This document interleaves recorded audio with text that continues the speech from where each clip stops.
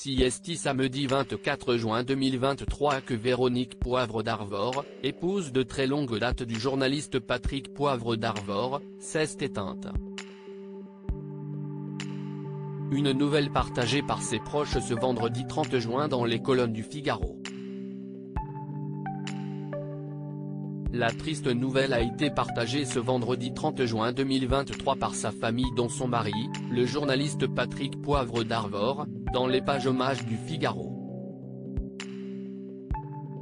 Patrick, son époux, Dorothée, Arnaud, Morgane, ses enfants, Tiffaine, Solène, Garance, ses enfants disparus, François, Gwenaël, Tristan, Maël, Jérémy, Joachim, Alexandre, Charles, Blanche, ses petits-enfants, Nino et Alba, ses arrière-petits-enfants, ont l'immense tristesse de faire part du décès de Véronique Poivre d'Arvor, survenu le 24 juin 2023 à Neuilly-sur-Seine, peut-on lire.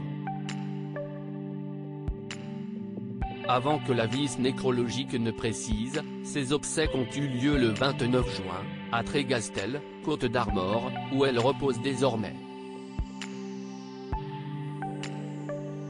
Une rencontre peu conventionnelle CST en 1962 que Véronique Courcou rencontrait celui qui n'était pas encore la star du JT de TF1, alors qu'elle passait des vacances dans la région bretonne.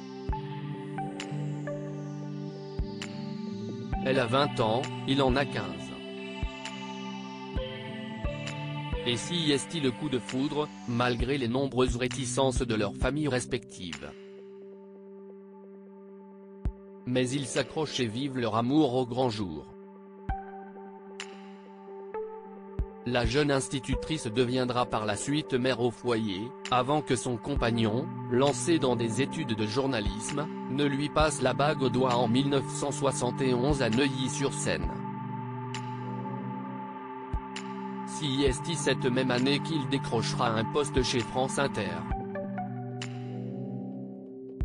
Véronique Poivre d'Arvor, elle, s'occupe à plein temps de ses jeunes enfants, Dorothée, née en 1963, Arnaud, né en 1972, Solène, née en 1975 et Morgane en 1981. Trois drames au sein de la famille Poivre d'Arvor, des bonheurs familiaux malheureusement marqués par de terribles drames. En 1974, leur fille Tiffaine, leur troisième enfant, succombe à la mort subite du nourrisson, tandis que Garance, cinquième de la fratrie, naît sans vie en 1980.